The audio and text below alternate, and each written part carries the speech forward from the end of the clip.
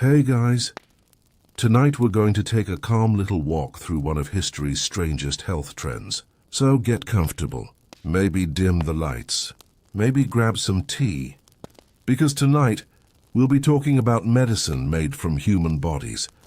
Yes, people, very serious, very educated people, once believed that ground-up skulls, rendered fat, and even freshly spilled blood could heal the sick.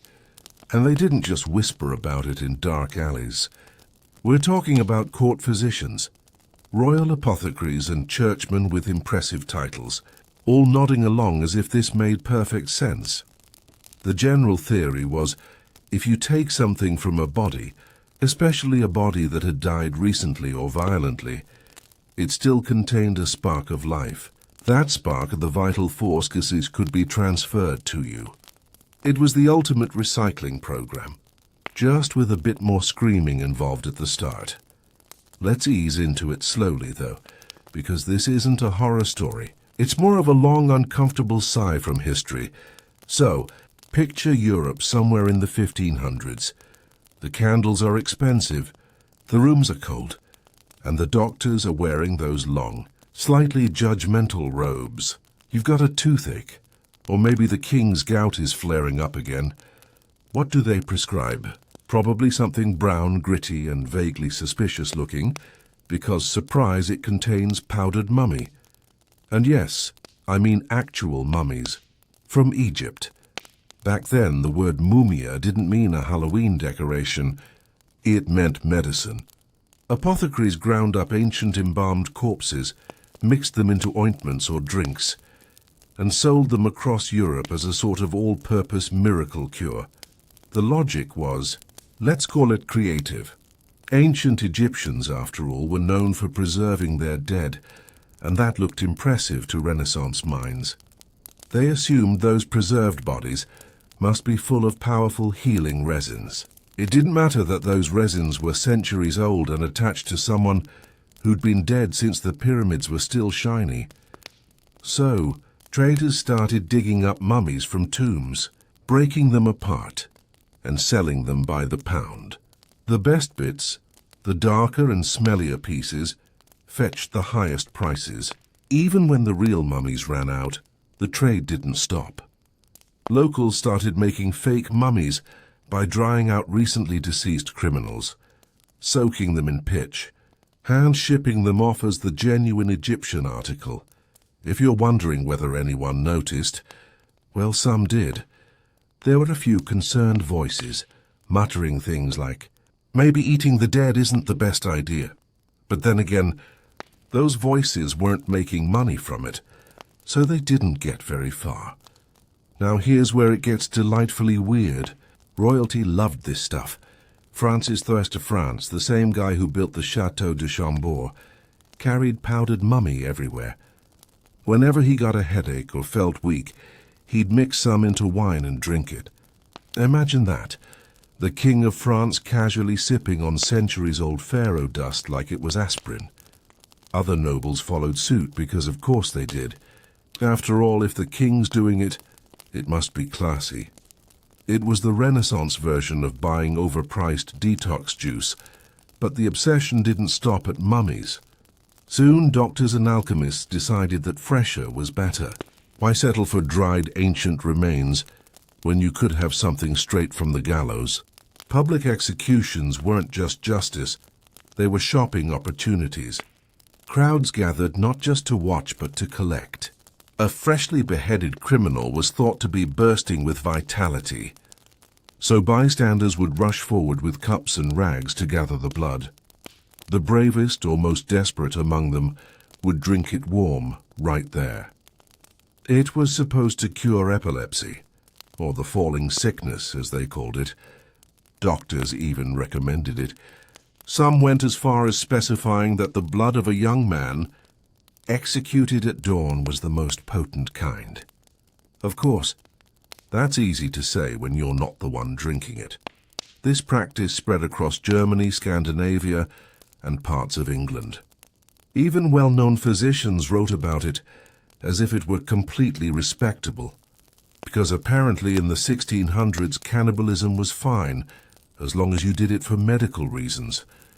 And if you couldn't get blood, there were other options. The human skull, for example, had quite a resume. Ground-up skull powder was used for nosebleeds, headaches, and faintness of the heart.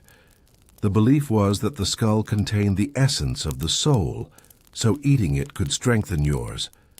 Apothecaries even sold little jars of it, labeled and priced like fine spices.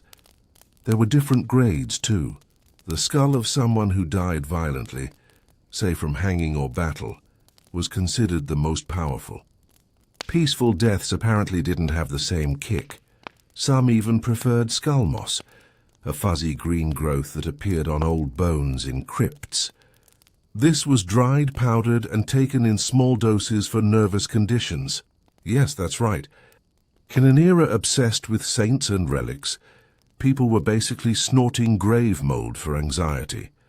Let's drift for a moment to the English court, because England predictably had to join in. In 1679, King Charles II created something called the King's Drops. Sounds fancy, right? It was an elixir made from powdered human skull mixed with alcohol. Charles supposedly brewed it himself in his private laboratory, which is a detail both disturbing and completely believable if you know anything about Charles II. He was, after all, a man who kept a pet lion, practiced alchemy, and once opened a royal menagerie just to watch exotic animals misbehave. So yes, skull vodka fits right in. People swore by it. They claimed it cured fainting, fits, and melancholy, which, to be fair, it probably did, though only because it contained a generous amount of brandy. Meanwhile, in Germany, an alchemist named Oswald Kroll wrote recipes for what he called mumia vera, true mummy. He didn't bother with Egyptian corpses. He wanted fresh ones. His ideal ingredient was the body of a young man, whole, sound, and without blemish, who had died a violent death. Preferably by hanging, since that was easiest to find. The corpse would be cut into pieces, salted, soaked in wine, and dried in the sun. Then it was cooked and ground into powder. That, according to learned physicians, was the purest and most effective medicine for almost any disease. You can almost hear the sighs of their unfortunate assistants. If this sounds like a fever dream of superstition, it's worth remembering that these were the same centuries that gave us Galileo, Newton, and Descartes. Science and alchemy existed side by side, and often blurred together. To them, medicine wasn't just about the body. It was about the balance of forces, life and death, hot and cold, spirit and matter. So if you could take a bit of life energy from the dead, why not? It made sense, at least in theory, and perhaps that's what makes it so eerie. It wasn't madness or malice. It was logic, just the kind that had taken a slightly wrong turn.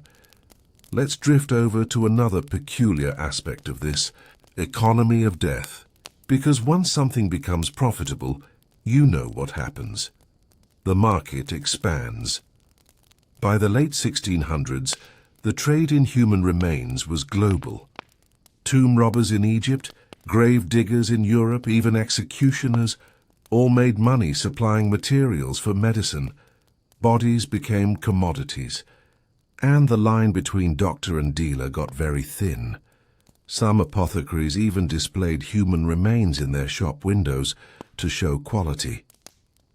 Others promised fresh stock weekly, which, if nothing else, suggests excellent supply chain management. It's grim, yes, but also a little funny in that dark historical way. The idea of a man in a wig politely haggling over the price of a well-aged femur. By the 18th century, though, things started to shift. Enlightenment thinkers began side-eyeing the practice. New discoveries in anatomy and chemistry slowly replaced the old humoral theories. The corpse trade didn't vanish overnight, but it began to seem impolite. Still, old habits die hard, and sometimes literally. Even in the 1800s, medical texts quietly recommended remedies like human grease for joint pain or skull tincture for seizures. The recipes lingered, tucked between more modern cures like embarrassing family secrets. And if we're being honest, that blend of old magic and new science never truly went away. It just changed shape. So tonight we've only dipped our toes into the strange, sticky pool of corpse medicine. But this was only the beginning. Because next we're going to float into the world of executioner's medicine, where hangmen doubled as healers, and death became a full-time business. Let's rest our minds here for a moment, and pick it up gently next time. Because history, it turns out, has always been a little bit cannibalistic.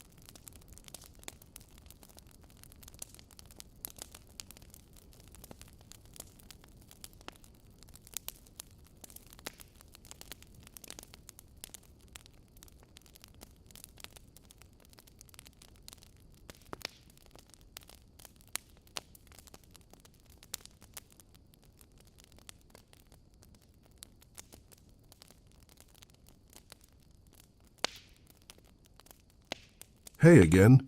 Welcome back to the cozy corner of medical history that nobody asked for, but we're doing it anyway.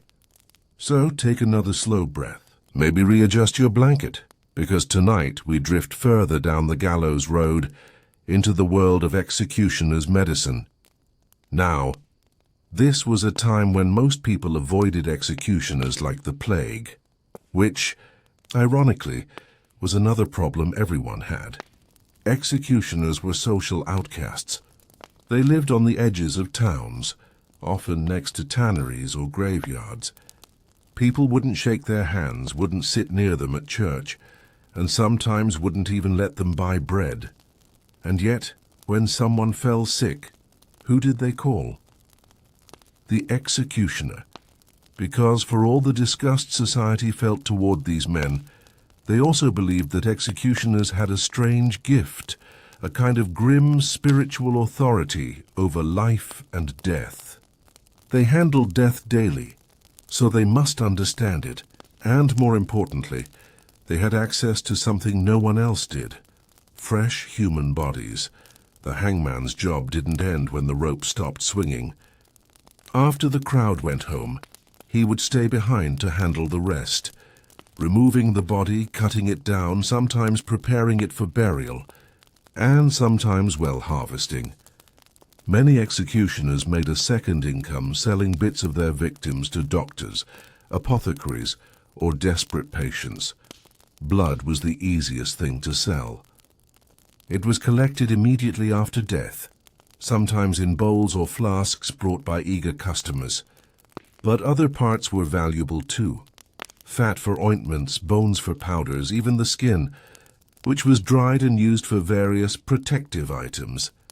Yes, people actually believed that owning a piece of human skin could guard you from evil or bad luck, which is quite something when you remember it came from the same guy who just charged admission to a public hanging. Let's talk about executioner's fat, because that one really deserves a moment. Known as human grease, this was melted down from the bodies of the recently executed. It was used for joint pain, gout, wounds, and, depending on the recipe, sometimes just as a general healing balm. Executioners made good money selling it. They'd collect the fat, render it down in their workshops, and bottle it. It was considered especially potent if the criminal had died violently or unjustly, because that meant their life force was strong and restless. Imagine the sales pitch: pure, fresh, ethically sourced, well, mostly human balm, guaranteed to soothe your aching limbs or your conscience, whichever hurts more.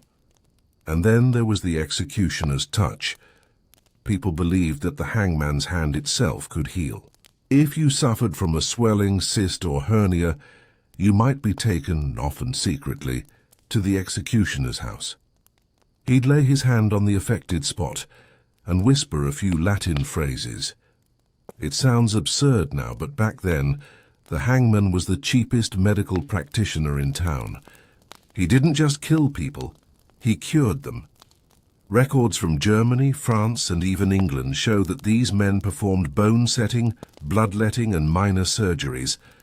Some even kept ledgers like proper doctors, noting which patients they treated, what remedies they used, and how much they charged. It's grimly practical when you think about it. They had sharp tools, they weren't squeamish, and they already knew anatomy. The hard way. Let's pause for a moment and drift into one particular story, that of Franz Schmidt, perhaps the most famous executioner in Renaissance Germany. Schmidt worked in Nuremberg in the late 1500s and kept a meticulous diary which survives today.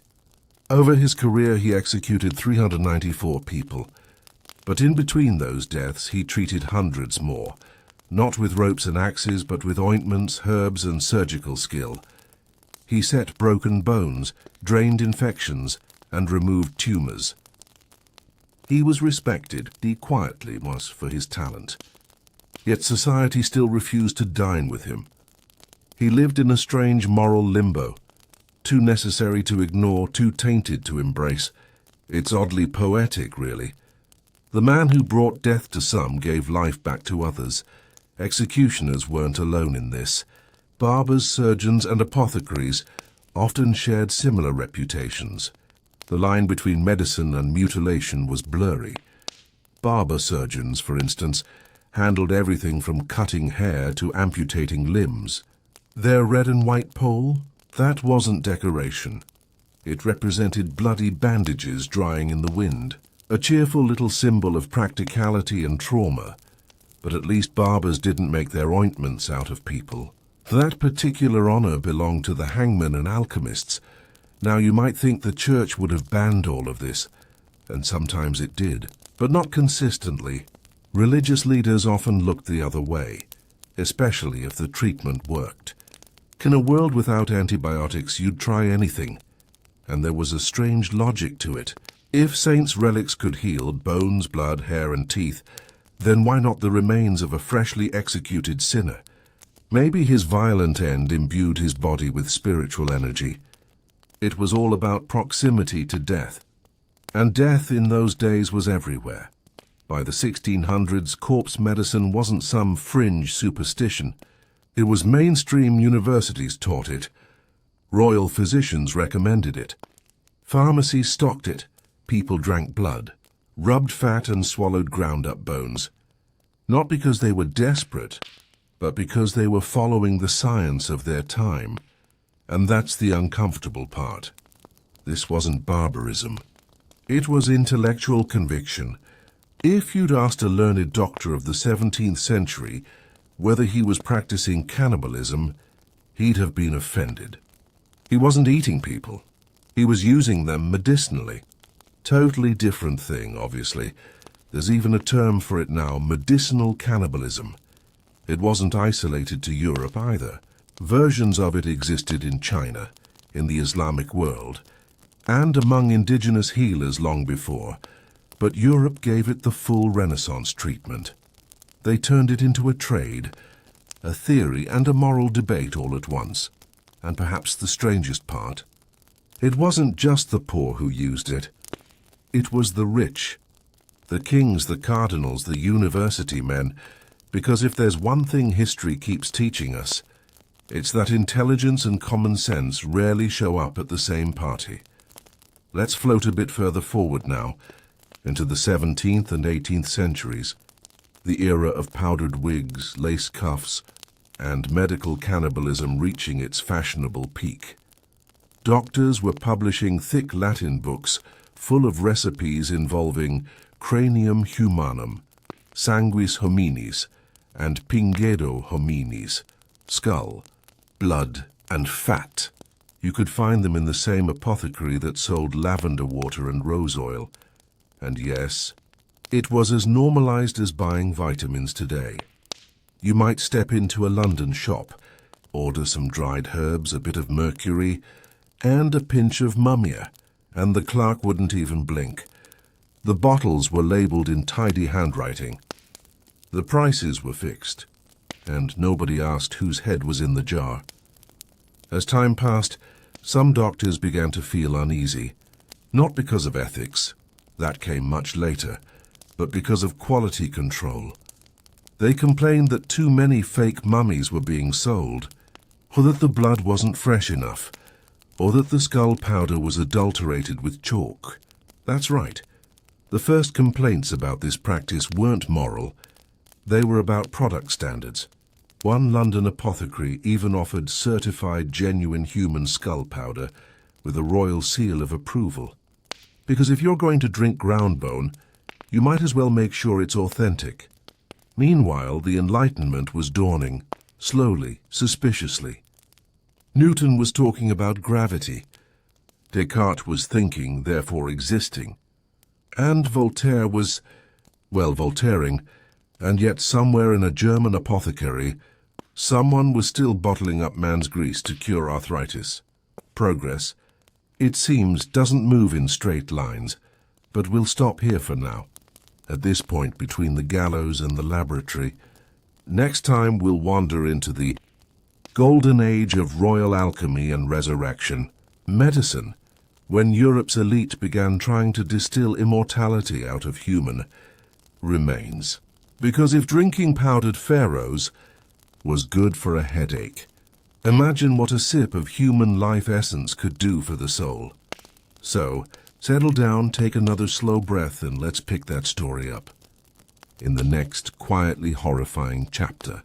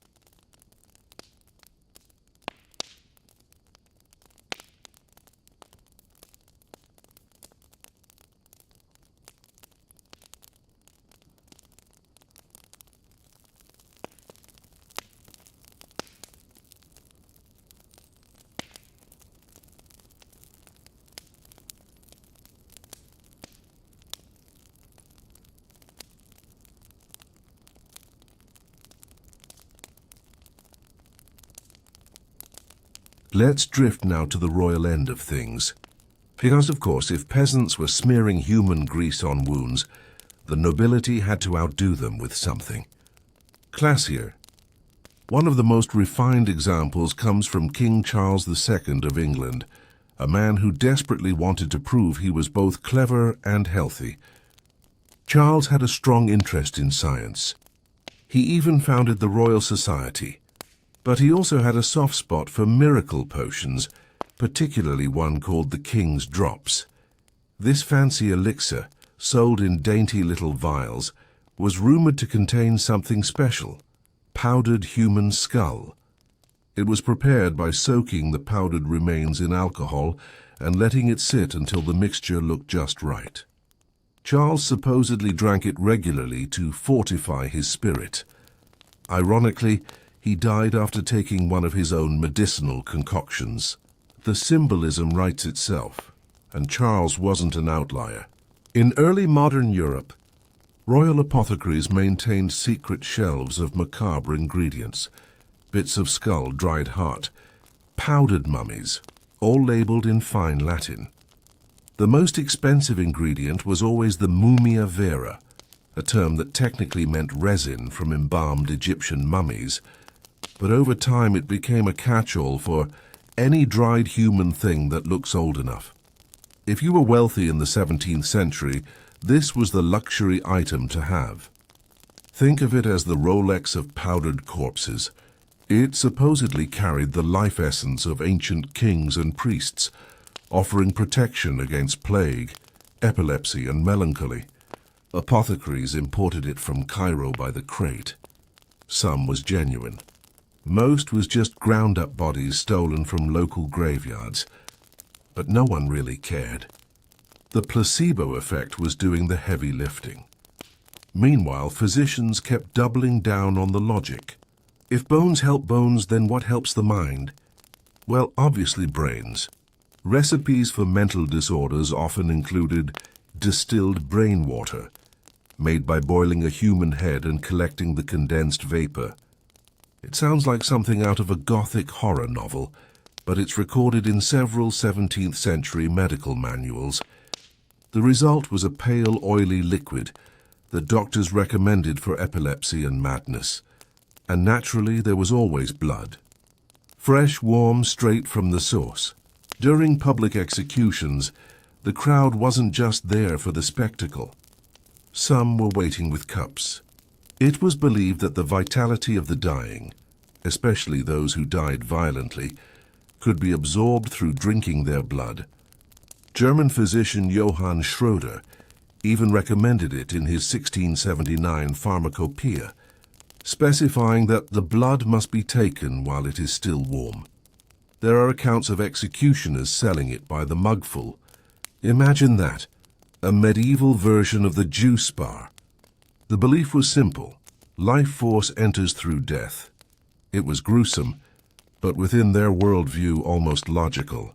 The same humoral theory that justified leeches also made room for powdered skulls and fresh blood. If illness was caused by imbalance, maybe the vitality of the dead could restore it. By the late Renaissance, Europe had turned the human body into a full apothecary aisle.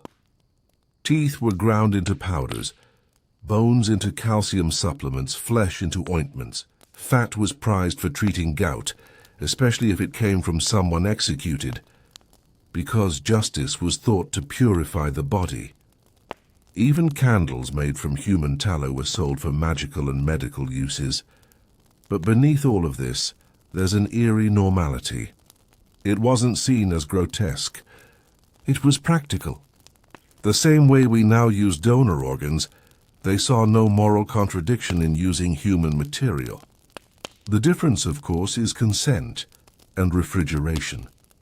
Let's float forward a bit into the 18th century, when Enlightenment thinkers began to roll their eyes at all this. Science was starting to demand evidence, and suddenly powdered mummy didn't quite fit in. Yet old habits die hard. Apothecaries continued to sell the stuff well into the 1800s, mostly to old ladies who swore by it for vapors. Even artists got in on the trade. Painters used a pigment called mummy brown, literally made from ground-up mummies. It gave a rich, warm tone, perfect for shadow and skin tones. So even as medicine was moving on, art was still, quite literally, colored by the dead. Some Victorian artists stopped using it only after learning what it really contained. Others shrugged and kept painting. Still, one can't help but admire the strange continuity of it all. For centuries, humanity treated humanity as medicine, each era refining the method but not the idea. From sipping skull dust to mixing mummy paint, the body remained a resource. And while we like to think we've moved on completely, the boundary isn't as clean as we'd hope. Even today we use placenta extracts, stem cells and donor tissues in ways that would have looked oddly familiar to those old apothecaries. The main difference is packaging and a few centuries of ethics committees. Let's drift next to where the practice began to fade and how a few stubborn believers refused to let it go. Because, of course, there's always someone who thinks the old ways were better. Let's drift quietly into the Age of Reason, when science began to replace sorcery, or at least tried to. By the late 18th century, Europe was starting to blush a little at its own medical past. Publicly, everyone talked about rational medicine, microscopes and anatomy lectures. Privately, though, many still kept a jar of mummy dust on the shelf, just in case the Enlightenment didn't work out. Physicians began publishing pamphlets condemning the use of human remains in remedies. They called it unscientific, barbarous, or simply unfashionable. But even the critics sometimes made exceptions, because it's easy to dismiss superstition until your king gets a migraine that refuses to go away. By now, human fat had become a particularly awkward topic. For centuries, it had been a bestseller, applied to bruises, swelling, and gout. But now surgeons and moralists alike were embarrassed by it. Hospitals started banning its use, though that didn't stop small-town healers and apothecaries. The black market in fat medicine continued quietly, especially in Germany and France. People just didn't advertise it anymore. The strangest part? Some of this wasn't entirely irrational. Human fat does contain compounds that reduce inflammation. Blood is full of iron. Bones are rich in calcium, so when early physicians claimed to see results, they probably weren't imagining things. They just didn't understand why it worked or when it didn't. Still, the tide was turning. By the early 1800s, medicine had found new obsessions: electricity, magnetism, and later, chemistry. Dead flesh was out. Galvanic shocks were in. Scientists wanted to reanimate frogs, not drink them, but the ghosts of old practices lingered. In rural Europe, executioner's fat was still prized. The executioner himself often doubled as a kind of folk doctor, since he had unique access to, well, the ingredients. Even as late as the 1840s, travelers wrote about peasants buying human fat from gallows-side markets, whispering that it could cure lameness or joint pain. Meanwhile, the educated world was painting with mummies. Artists adored the pigment known as mummy brown, warm, translucent, slightly haunting. It stayed in use until the Victorian era, when someone finally asked what it was made from. The answer caused a minor scandal. The British paint supplier Winsor & Newton confirmed that yes, it did contain bits of actual mummies. Some artists ceremonially buried their remaining tubes out of guilt. Others shrugged and finished their portraits. Even literature couldn't resist. The Romantic poets were fascinated by death and decay, and mummy medicine became a sort of cultural ghost, mentioned in essays, poems, and museum curiosities.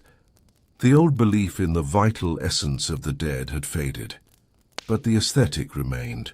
Death still fascinated, just in more respectable packaging.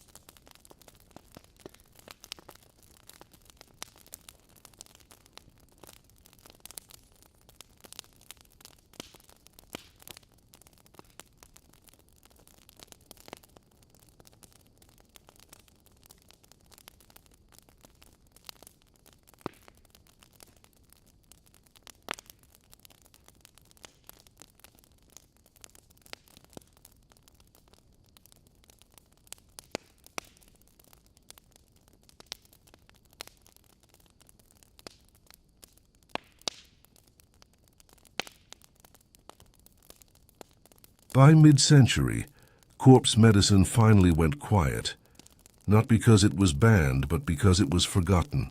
Industrial chemistry made better ointments. Pharmacology discovered morphine and quinine. Science moved on. But for nearly 500 years, the human body had been both patient and prescription, a resource mined from within ourselves. It's easy to scoff at it now. Powdered skulls, bottled blood, fat ointments. It sounds like witchcraft dressed in Latin. But perhaps it says something deeper about how we fear illness and death. When you think about it, the idea of taking life from death is just the human story in miniature. The same logic drives everything from organ transplants to immortality research. We want to believe that some part of the human body can outsmart decay. So the next time you see an ancient medicine jar in a museum with a label like Mumia Vera or Pulvis Crani, remember that it wasn't always seen as grotesque. Once upon a time it was simply practical, even elegant. A token of hope bottled in dust. Let's drift, finally, into the soft twilight of this story, where medicine began to sanitize itself, and the strange intimacy between the living and the dead quietly faded away. So the next time you see an ancient medicine jar in a museum, with a label like Mumia Vera or Pulvis Crani, remember that it wasn't always seen as grotesque.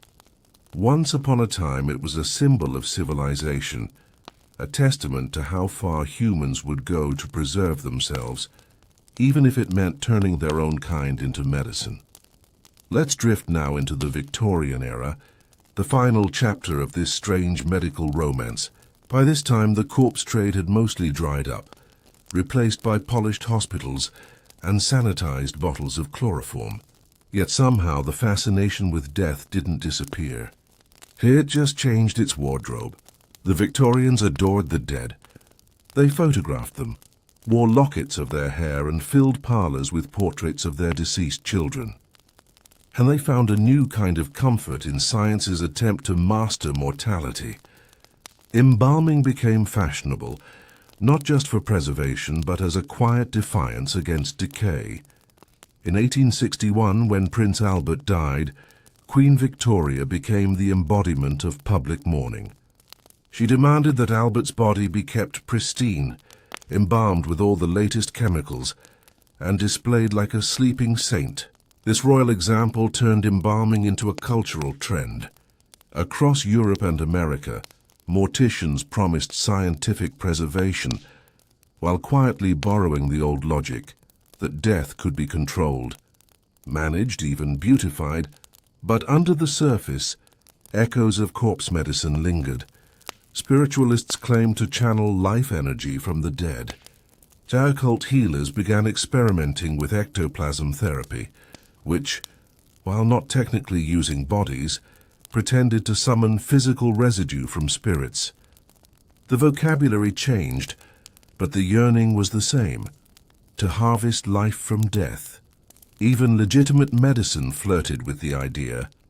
In the late 19th century, doctors began experimenting with blood transfusion, often without understanding compatibility. One physician in France claimed success using lamb's blood, saying it restored innocence to the soul. It didn't, but at least he wasn't using executioner's blood anymore. So progress.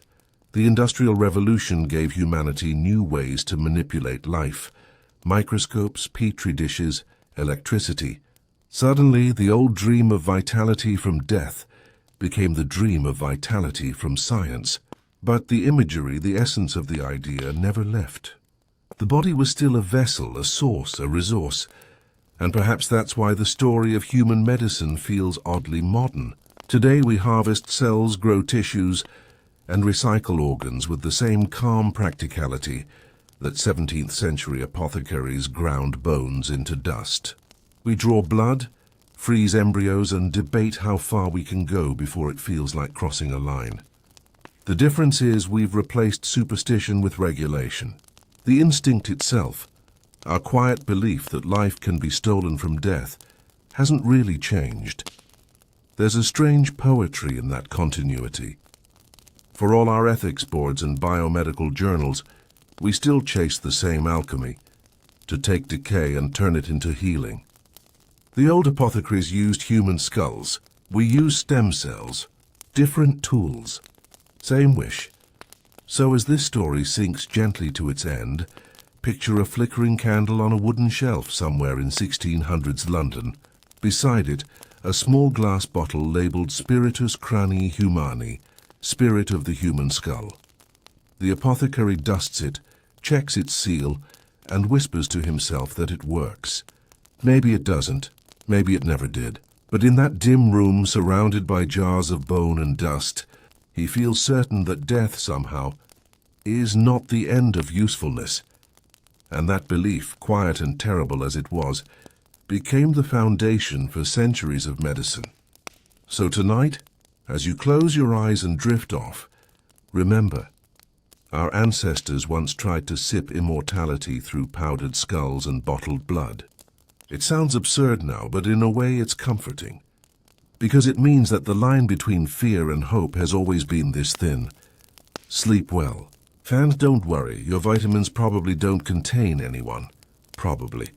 Was simply practical, even elegant. A token of hope bottled in dust.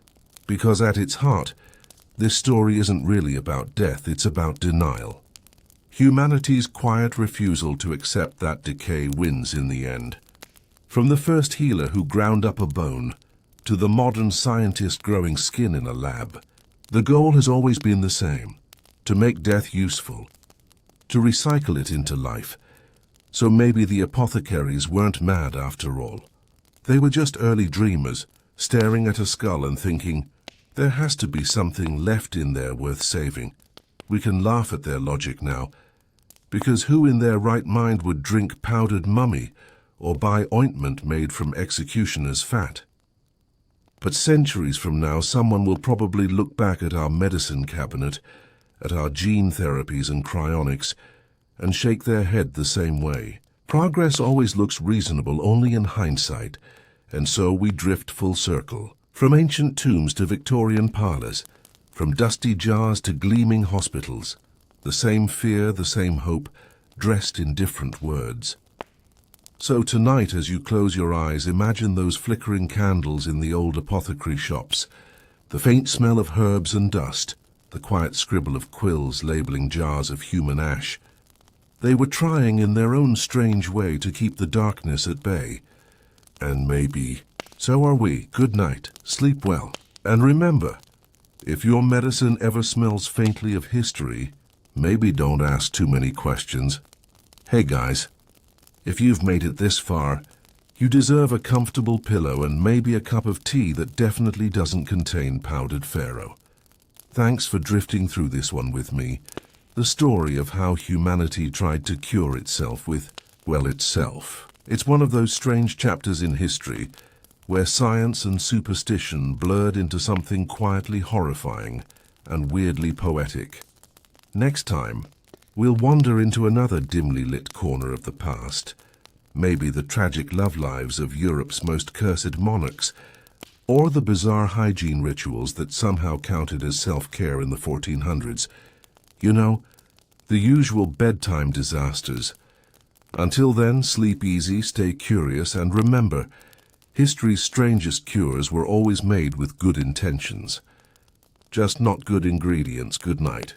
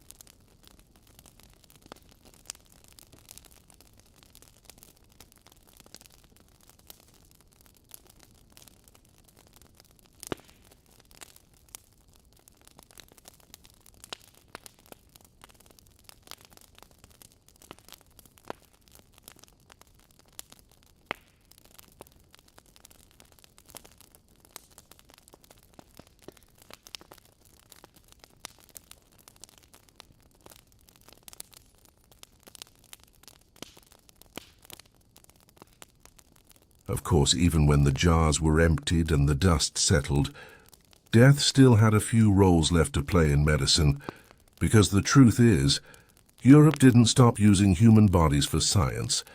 It just rebranded the practice. The powdered skulls and bottled blood were gone, but the need for human material remained. Now it came not as a cure, but as a specimen. In the late 1700s, as medical schools began to multiply, a new hunger for corpses emerged. Students needed to learn anatomy, real hands-on three-dimensional anatomy, not just from books and sketches. The problem was that the supply of legal bodies was tiny. Only executed criminals could be dissected. And there simply weren't enough to satisfy a growing number of students with scalpels. So, medicine turned quietly predatory again. Underneath the polished veneer of Enlightenment science, a shadow economy bloomed. One run by resurrection men. They were professional grave robbers. Men who prowled the outskirts of cities like London and Edinburgh at night, digging up freshly buried bodies and selling them to anatomy schools. Their work was technically illegal, but socially tolerated, because everyone knew medical progress needed corpses, and corpses didn't complain. It was a grim kind of logic. These men carried hooks, burlap sacks, and sometimes even horses and carts disguised as delivery wagons. They'd slip into graveyards under moonlight, dig fast, remove only the body and replace the coffin lid so the disturbance was barely visible. A single fresh cadaver could fetch a week's wages. Hospitals looked the other way. Professors paid in cash, and students, well, they preferred not to ask where their specimens came from. By the early 1800s, this trade had grown into an open secret. So open, in fact, that body snatching became part of urban folklore. Graveyards began to resemble fortresses. Families installed mortsafes, heavy iron cages over coffins. Others hired night watchmen to guard graves for the first 2 weeks after burial, until decay made the body worthless for dissection. People feared the medical students as much as they feared death itself, and the fear wasn't unfounded. Because as the demand grew, so did the desperation. Grave robbing soon wasn't enough. The most infamous case, of course, was Burke and Hare, two enterprising men in Edinburgh who decided to skip the digging part altogether. Between 1827 and 1828, they murdered at least 16 people and sold the bodies directly to Dr. Robert Knox, a respected anatomy lecturer. Knox never asked questions, and Burke and Hare never volunteered answers. When they were finally caught, the scandal shattered public trust. The irony was brutal. The very science meant to heal humanity was now literally fueled by fresh corpses. Burke was executed, and, in poetic justice, his body was dissected publicly. His skeleton still hangs in Edinburgh today, and his skin was used to bind a book. Medicine had once again devoured itself. But here's the thing. Even this horror didn't end the practice. It just changed the rules. In 1832, Britain passed the Anatomy Act, which legalized the donation, or more often the appropriation, of unclaimed bodies from hospitals and poorhouses. It was a moral bandage over a festering wound. The rich stayed buried, the poor were studied. Progress came at a cost, and as usual it wasn't paid by those with titles. Other European nations followed suit. France, Germany, and Italy all began to regulate anatomy schools, creating official channels for the use of human remains. Dissection became legitimate, even noble, the mark of scientific advancement. Yet beneath the surface, a familiar unease lingered. The line between research and exploitation was still thin. Students treated cadavers with clinical detachment, but the public viewed dissection as a form of posthumous punishment, the ultimate indignity. And in many ways it was. Bodies of criminals and paupers filled the dissection tables, not out of consent, but circumstance. Medicine had stopped consuming the dead, but it still used them, and often without permission. As the 19th century rolled onward, this tension deepened. Hospitals became cleaner, surgery became safer, and anatomy more precise, yet the ethical framework lagged behind. Fair, quiet hypocrisy underpinned the entire system.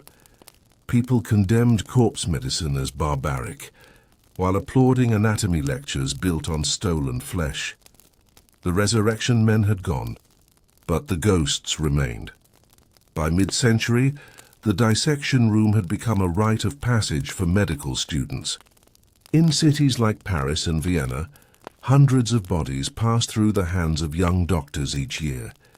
Many wrote in their diaries about the strangeness of it, the mixture of awe and discomfort, the sense that they were learning from death yet stealing from it. And slowly, medicine began to look inward.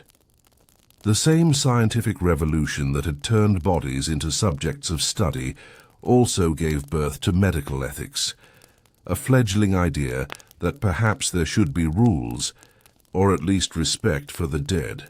To medical ethics, a fledgling idea that perhaps there should be rules, or at least respect for the dead. Ethical debates started in lecture halls and spilled into newspapers. Clergymen argued that dissection desecrated God's creation. Physicians countered that it was a path to understanding His design. The tension created a philosophical fault line. Was the human body sacred even in death, or merely a vessel for progress once the soul departed? In the smoky lecture theatres of Victorian London, such questions weren't abstract. Students stood elbow-deep in cadavers, taking notes while wondering if they were doing something necessary or something unholy. The smell of formaldehyde mixed with candle soot, the air thick and heavy with moral uncertainty. As decades passed, this internal unease began to change the shape of medicine. By the late 1800s, anatomy started to professionalize further. Consent, once an alien concept, slowly crept into policy. Universities began to accept voluntary body donations, though these were rare at first. The goal shifted from consumption and exploitation to understanding and education, at least in theory. But the echoes of corpse medicine still lingered in the collective imagination. Europe couldn't shake the memory of an era when human remains were sold, consumed, and dissected without dignity. And in some corners, the old fascination never died. Apothecaries still stocked powdered mummies well into the 19th century, claiming they could cure bleeding or bruises. Artists bought mummy-brown pigment made from crushed human remains to paint biblical scenes. Science had moved forward, but culture lagged behind. By the turn of the 20th century, the corpse had become both a symbol of progress and of guilt, a reminder that the road to modern medicine was paved with bones. The medical profession finally began to define boundaries, writing codes of ethics, founding professional societies, and distancing itself from the macabre trade of the past. And yet, as the old corpse trade died out, new questions rose from its grave. What about experimentation on the living? Could hospitals and scientists claim moral purity if they still used the powerless, prisoners, colonized people, the poor, as research subjects? Corpse medicine may have ended, but its shadow stretched into the 20th century and beyond. Because, in truth, medicine never stopped walking that thin line between compassion and cruelty, only the methods changed. It no longer took blood from the skulls of the executed. Instead, it took consent from those who could not freely give it. It no longer dug in graveyards. It built laboratories. Yet the moral heartbeat was the same. An urge to extract knowledge, to conquer the mysteries of the body, to use flesh as a key to life itself. So when we look back on corpse medicine now, on the powders, the oils, the tinctures, it's easy to feel disgusted, to laugh at the naivety of the past. But maybe that's too simple, because every age has its own form of corpse medicine, its own way of borrowing from the boundary between life and death. We still preserve bodies in cold rooms for study. We still transplant organs, trade tissues, map genomes, all using human matter as material. The difference is that now we have paperwork and ethics boards and the comforting illusion that everything we do is humane. But deep down, that same uneasy question hums in the background. Where exactly is the line between reverence and use, between honoring the body and harvesting it? The resurrection men are gone, their shovels rusted, their shadows buried under centuries of progress. Yet the quiet hum of that same moral tension, that same curiosity about what the human body can do, even after death, still whispers beneath the white light of every modern hospital. So maybe, in some strange way, we never stopped practicing corpse medicine. We just cleaned it up, gave it better lighting, and learned to whisper Latin while doing it. And with that thought, let's close the book for tonight. Because tomorrow the story continues, and trust me, it only gets stranger from here. Sleep well, and may your dreams be free of anatomy lectures.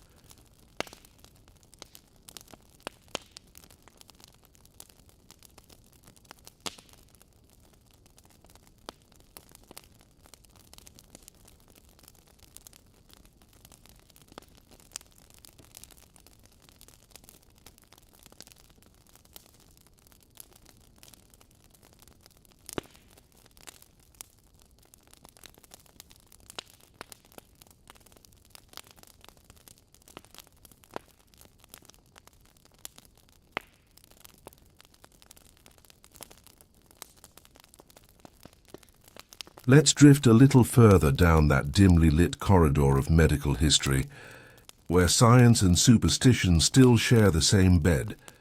Because even as corpse medicine faded from the mainstream, the fascination with death as medicine didn't quite die. It merely went underground, sometimes literally. By the early 1900s, medicine had scrubbed its image clean. White coats replaced blood-stained aprons. Dissection halls turned into teaching theaters, with marble floors and brass railings. Everything smelled faintly of formaldehyde and ambition, but under the polished surface there were still ethical ghosts. See, once the Anatomy Acts and ethical committees made it harder to acquire bodies without permission, medicine found new frontiers. The living poor, the colonized, the incarcerated. The same utilitarian logic lingered. Some must suffer so others might learn. The 19th century's anatomical material quietly became the 20th century's experimental subject.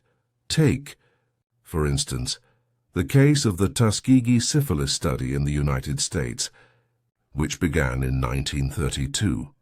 For 40 years, hundreds of black men were deliberately left untreated, their illness observed like a living anatomy class.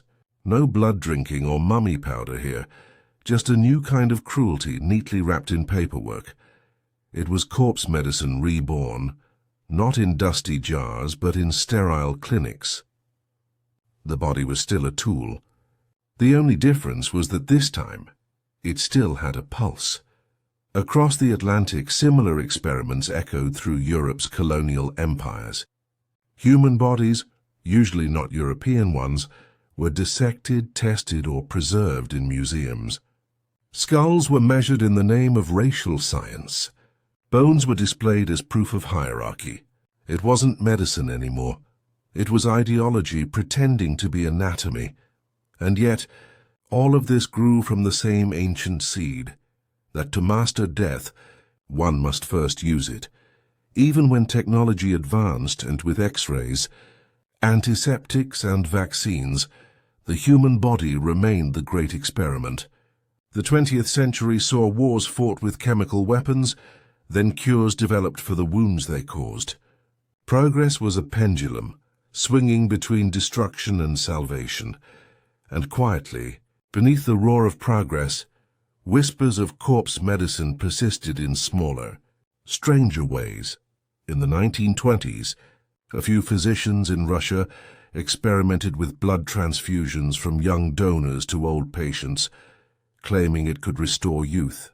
In the 1960s, some European beauty clinics sold placenta injections as rejuvenation therapy.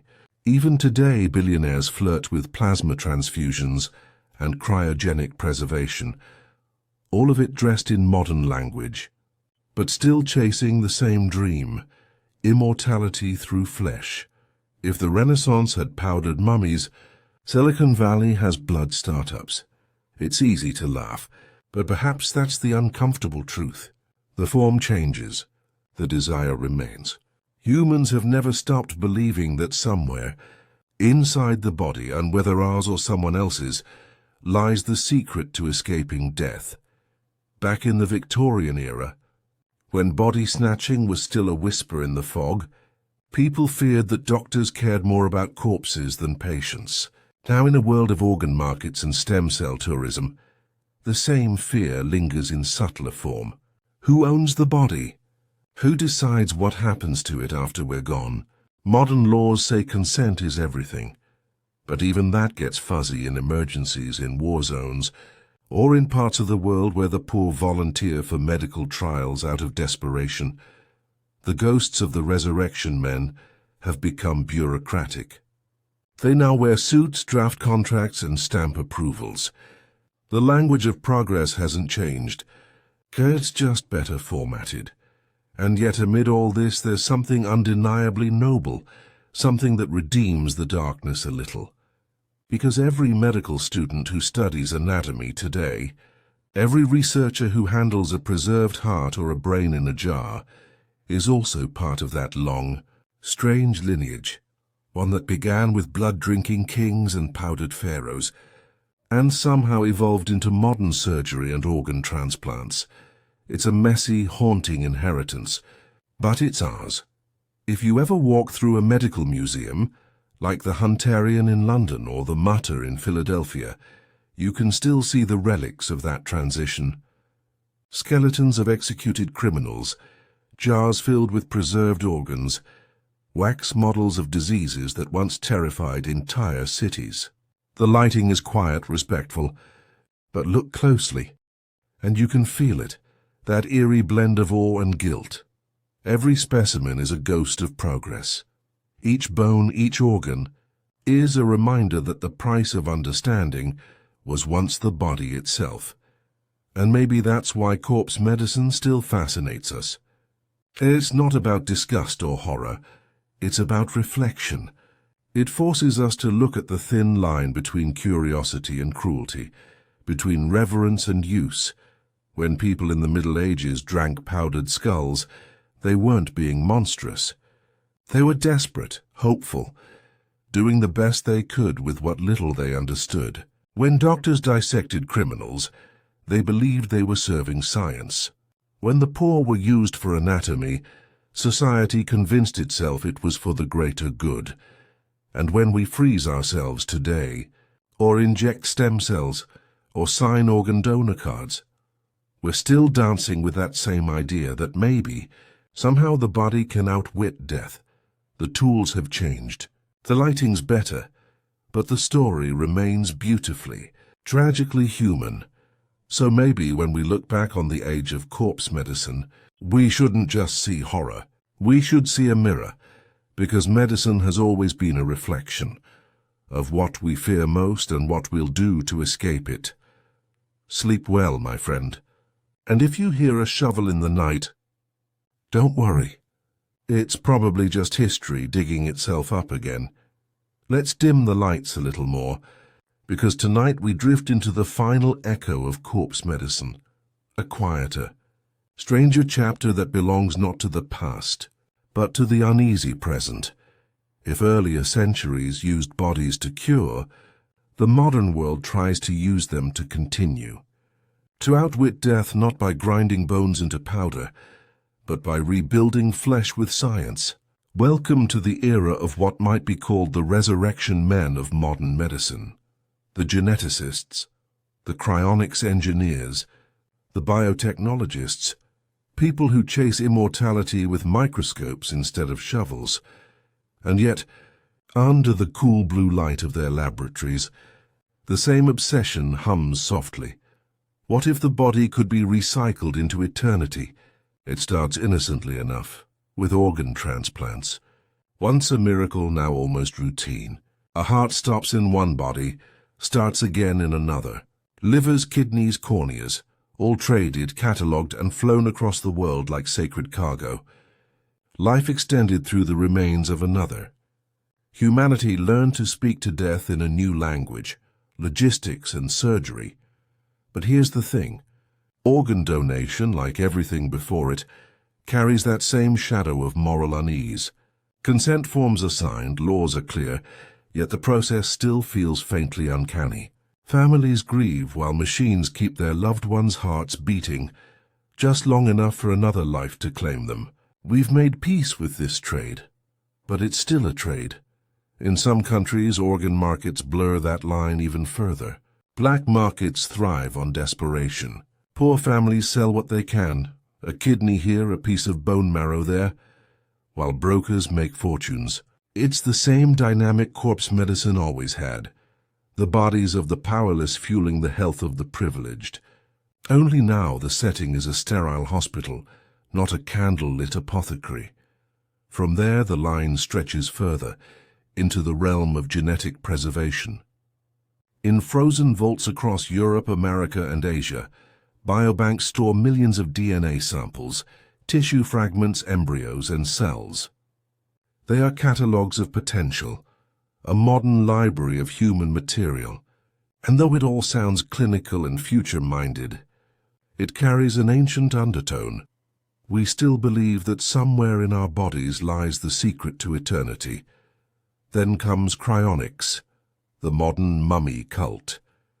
It began in the mid-20th century with a few eccentric scientists who thought death was merely an engineering problem. If you could freeze a body fast enough, maybe you could wake it later when technology improved. It sounded absurd, but so did powdered mummies once. Today, hundreds of people, mostly wealthy, are preserved in steel tanks cooled by liquid nitrogen, waiting for a resurrection that may never come. Their blood replaced with antifreeze, their skin paper pale. They drift in frozen stillness like digital pharaohs. If the medieval apothecaries worshipped the body as a source of healing, the cryonicists worship it as a vessel of data, a machine that can be rebooted when the software catches up. But the question remains the same. Can humanity really defeat decay, or are we just embalming our fears in sleeker packaging? Even more uncanny is synthetic biology, where the boundaries blur between medicine, art, and creation itself. Scientists can now grow human tissues in labs, print miniature organs, and edit genes with surgical precision. We can remove hereditary diseases, tweak eye color, even design embryos. It's astonishing and deeply familiar, because every one of these breakthroughs whispers that same old promise: we can fix what death broke. The irony is almost poetic. The medieval world consumed the dead to survive. We now manipulate the living to outlive ourselves. Both chase the same impossible goal: immortality through biology. And as before, ethics limps behind ambition. Who owns the genetic material of the dead? Can your DNA be used for research after you're gone? What happens when cloned tissue becomes indistinguishable from a person? If a company patents your genes, do they own a piece of you? The more advanced our science becomes, the more it sounds like the fears of the past dressed in scientific language. What used to be alchemy is now bioengineering. The mystery remains, only the tools have changed. Meanwhile, in hospitals around the world, medical students still learn the human body the same way their ancestors did, through touch, through dissection, through quiet study of those who no longer breathe. Donated cadavers now replace stolen corpses, but the ritual is ancient. The body becomes teacher, offering its final lesson in mortality. The students learn anatomy, but they also learn reverence. The lights hum softly. The scalpels glint, and in that silence they inherit the oldest pact in medicine, knowledge in exchange for flesh. In a way, that pact has always defined us. Every leap forward, every vaccine, every surgery, every new cure has come from that uneasy partnership between the living and the dead. Our ancestors believed that eating flesh could heal the soul. We believe that studying it can save the species. The distance between those beliefs is thinner than it looks, and maybe that's why the story of corpse medicine still feels so haunting. Because beneath the history and the horror, it's a story about fear, not of death itself, but of the finality it represents. Humans have never accepted that the story ends. We embalm, we dissect, we clone, we freeze, all to keep rewriting the ending. So perhaps the mummified kings of Thebes and the cryogenically preserved millionaires of California aren't so different after all. Both paid fortunes to preserve what time would eventually reclaim. Both believed that science or faith or chemistry would grant them another sunrise. And both may end up as curiosities in a museum someday. One behind glass, the other behind stainless steel. It's almost comforting in a strange way. Because even if humanity never finds the cure for death, it has found something equally powerful: the refusal to stop trying. We've evolved from drinking the dead to preserving them, from robbing graves to cataloging genomes. Yet every attempt carries the same heartbeat of hope that somewhere, somehow, death can be reasoned with. And maybe that's the real legacy of corpse medicine. Not the horror, not the superstition, not even the science, but the sheer, stubborn beauty of a species that refuses to accept its own ending. So tonight, as we close this long, strange story, think of it this way. Medicine was never just about healing the body. It was about healing our relationship with mortality. From mummified dust to DNA samples, every generation has tried to make peace with the idea that we are temporary. Some did it by swallowing powder from a king's skull. Some do it by preserving tissue in liquid nitrogen. Both are prayers, really, whispered into different centuries, and as long as humanity keeps whispering, death will never get the last word. Sleep well, traveler. The dead may rest, but curiosity never does. The shadow markets of the body. When we talk about the body trade, most people picture hospitals and donation registries. But beneath that clean surface, there exists a hidden economy that would make a 17th century grave robber proud. Today, human body parts are worth more than gold. A single human cadaver, once donated for science, can be disassembled and sold in pieces to multiple buyers. Research labs, medical schools, private companies that make surgical tools, even military programs testing the effects of new weapons. Legally, this trade operates in a gray zone. The sale of organs for transplantation is banned almost everywhere. But non-transplant body parts, bones, tendons, ligaments, spines, can still be sold for research or education. It's technically legal, but ethically, foggy journalists who have traced this industry describe body brokers storing remains in warehouses, shipping limbs by mail, selling skulls on online marketplaces. It sounds medieval because it is medieval, only now the merchants have business licenses. One case from Arizona exposed a body donation center that promised families their loved ones would help science. Instead, the corpses were sold in parts: heads, torsos, spines, often without consent. When police raided the facility, they found dismembered remains stacked like inventory. It's hard not to see the echo of those Renaissance apothecaries grinding bones for medicine, or the 18th century grave robbers selling cadavers to surgeons. We've just replaced the shovel with a shipping label. The modern age, for all its progress, still treats the body as currency. Blood, youth, and the return of the living cure. But the story gets stranger still. In recent years, A new kind of corpse medicine has reappeared, one that doesn't require the dead. Only the young. It's called parabiosis, the transfusion of young blood into older bodies to rejuvenate them. The idea traces back to the 1950s, when scientists literally stitched two mice together to share their bloodstream. The older mouse's tissues began to heal faster. Its muscles grew stronger. Fast forward to the 2010s, and Silicon Valley billionaires start funding young blood research for humans. Companies popped up offering plasma transfusions from 18-year-old donors to wealthy clients in their 60s. The language was slick: anti-aging therapy, bioenhancement, restorative plasma exchange, but the principle was eerily familiar. Consume the vitality of another to heal yourself. Sound familiar? It should, because in medieval apothecaries, physicians sold powdered skull and blood as sources of life force. In 21st century clinics, doctors sell youth plasma for the same promise, just wrapped in better branding. The U.S. Food and Drug Administration eventually cracked down, warning that the treatments were unproven and potentially dangerous. But even without official approval, the allure hasn't faded.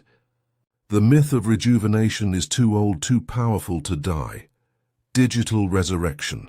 The soul as data and now. The story turns one more page into the realm of pure abstraction. If the body once promised healing through flesh, today's dream is resurrection through information. Artificial intelligence companies have begun creating digital ghosts, simulations built from a person's texts, videos, and voice recordings.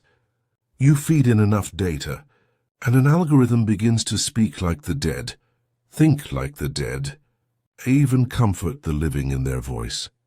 It's not medicine in the physical sense, but emotionally it plays the same role corpse medicine once did. It soothes grief, promises connection beyond death, and turns the remains of a person into something you can interact with. We no longer grind bones, we process memories. The same way a 17th century widow might drink her husband's ashes for strength, a 21st century widow might talk to his chatbot to ease the loss. Both acts are rituals of consumption, one physical, one digital. Both say, you are not really gone if I can still hold you somehow. And again, the question of ethics lingers. What happens when grief becomes a subscription service? When the voices of the dead are monetized, updated, even edited? Corpse medicine began with a promise to heal the body. Now it promises to heal the mind by feeding us ghosts built of code. The morality of the modern body. So here we are, surrounded by new forms of resurrection, and yet still wrestling with the same moral weight that haunted medieval Europe. Every generation asks the same question: what is the body worth once the soul is gone? To scientists, it's data. To surgeons, it's material. To philosophers, it's a riddle. To the grieving, it's sacred. And between all those meanings lies the same uneasy truth that humanity can't stop trying to turn death into something useful. It's easy to mock the old physicians who prescribed mummy powder or skull tinctures. But maybe they weren't just superstitious. Maybe they were simply desperate to make meaning out of mortality. Just like us, we build biobanks, clone tissue, upload consciousness, all modern ways of whispering the same prayer. Don't let this end here. And yet, for all our brilliance, we're still haunted by the same limits. The body decays, memory fades, and even digital ghosts glitch and vanish when the servers go dark. Maybe that's the quiet wisdom at the heart of this entire story. That no matter how much progress we make, death remains the one thing we can't fully cure, only reinterpret, a closing reflection. So what remains of the old corpse medicine now? Its jars are empty, its powder's gone, its apothecaries long silent. But its spirit lingers in the way we talk about healing, in the metaphors we use: cell regeneration, body renewal, bioresurrection. Every slogan for a modern health supplement echoes those same ancient promises. When you drink a rejuvenation smoothie or pay for stem cell therapy, you are unknowingly part of a 1,000-year-old tradition. The belief that death can be negotiated with, if only you mix the right ingredients. The difference is that now the ingredients come in sterile vials instead of bone dust. And maybe that's okay, because medicine at its core has always been a story we tell ourselves to make sense of suffering. It's part science, part faith, part poetry, a mirror reflecting our fear of endings and our refusal to stop searching for beginnings. So as the candle burns low on this final chapter, remember, the history of corpse medicine isn't just about what people did to the dead. It's about what the living were willing to believe, and how that belief built the world we still inhabit.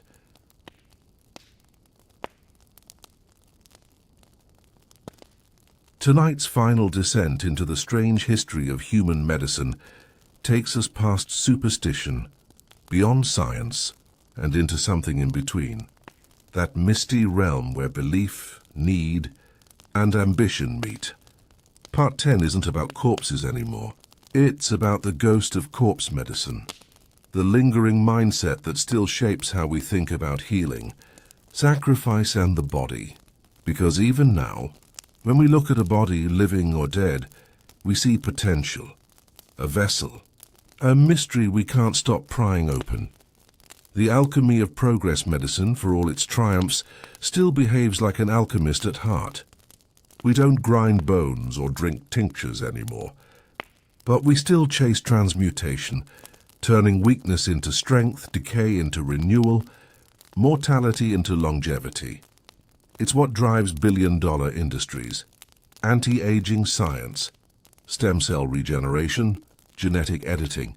Each one promises in its own sterile way what a 16th century physician once whispered over a skull jar: we can beat time. Today, those whispers sound like research papers and TED Talks. Scientists describe the body in mathematical language: sequences, pathways, repair mechanisms. But beneath the jargon lies that same shimmering dream, that life can be extended, that flesh can be refined, if you squint just right. CRISPR looks a lot like alchemy, only with lab coats instead of robes, and fluorescence instead of firelight. We've come far, yes, but maybe progress is just a prettier word for obsession. The cult of the perfect body. You can still see corpse medicine's fingerprints in our obsession with perfection, our fear of flaws, our worship of youth. The modern wellness industry might look clean and green, full of smooth influences and herbal teas, but its roots are tangled deep in the same old soil. The desire to extract purity from imperfection, cosmetic surgery, for instance, is a modern ritual of transformation. Flesh remade for acceptance, for immortality in images. Botox, fillers, even implanted tissues, all are variations on the ancient theme, the body as project. In the Renaissance, they rubbed human fat on wounds to heal scars. Today we inject it into faces to erase time. The materials have changed. The motive hasn't. The cult of self-care, too, carries a faint echo of corpse medicine. It promises healing through consumption of supplements, of detox juices, of collagen drinks. The body must be fed, purified, optimized. And if it fails, well, there's always another elixir waiting on the shelf. You could almost imagine a medieval apothecary standing behind a modern pharmacy counter, nodding approvingly at the endless rows of pills and potions. When science meets faith, there's something almost spiritual about how we talk about medicine today. We don't pray to saints anymore. We pray to data. Hospitals are our new cathedrals, quiet, bright, full of ritual.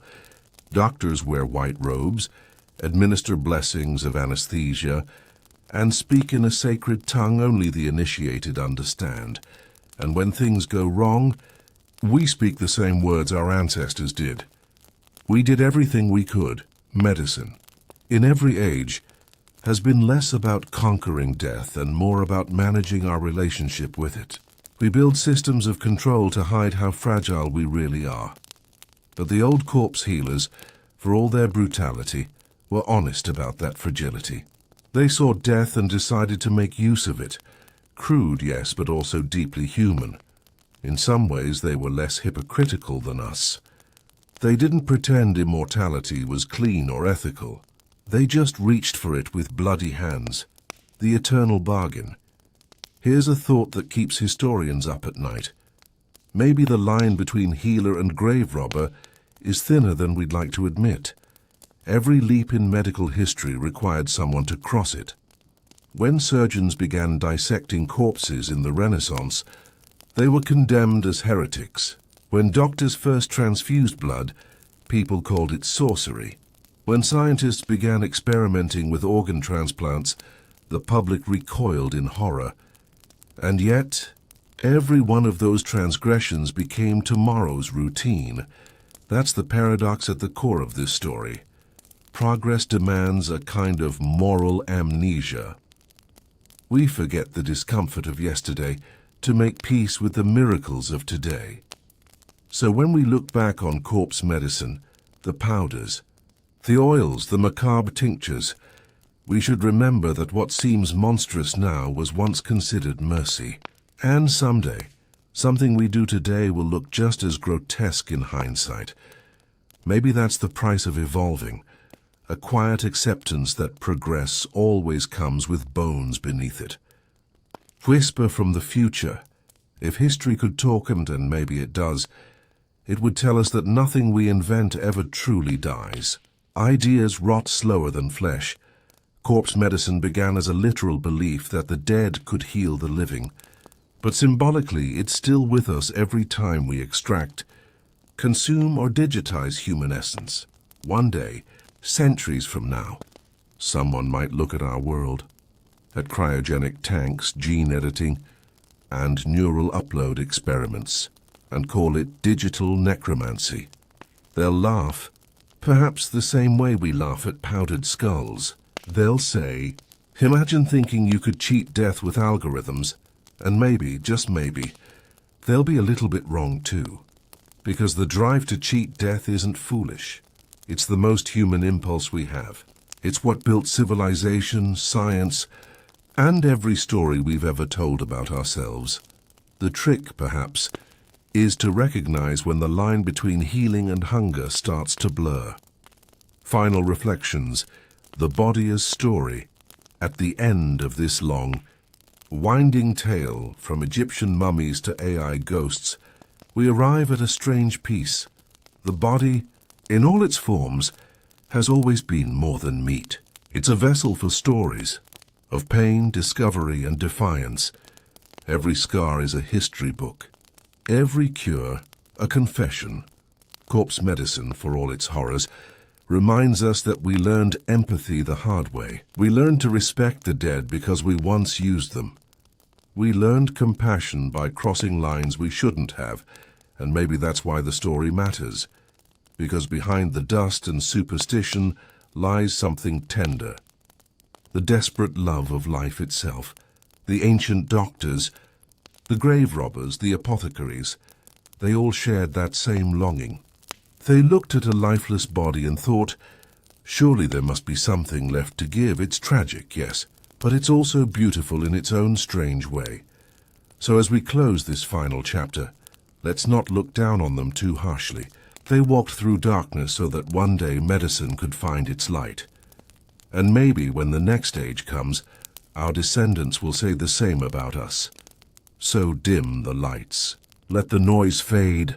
Somewhere in the distance, a candle flickers in a forgotten apothecary, and a jar labeled Pulvis Mumiae gathers dust. It's empty now, but the story inside it still breathes. Sleep well, traveler of time. Tomorrow we'll wake to a world still chasing the same old miracle.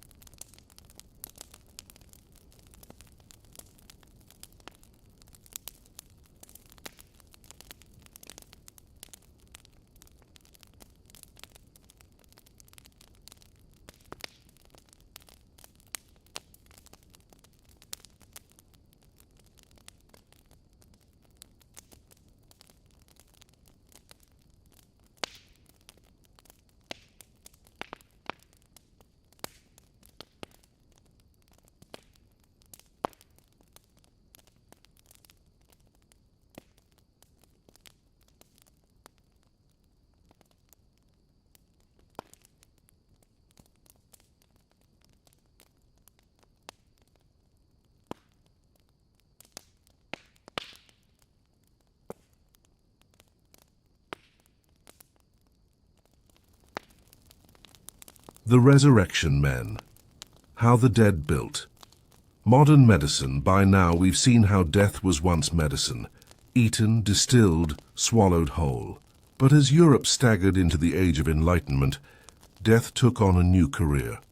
It became a teacher, a specimen, a thing to study rather than consume, and so began one of the strangest, darkest chapters in medical history, the age of the Resurrection Men. The problem with progress by the late 18th century. Medicine had shed most of its mystical trappings.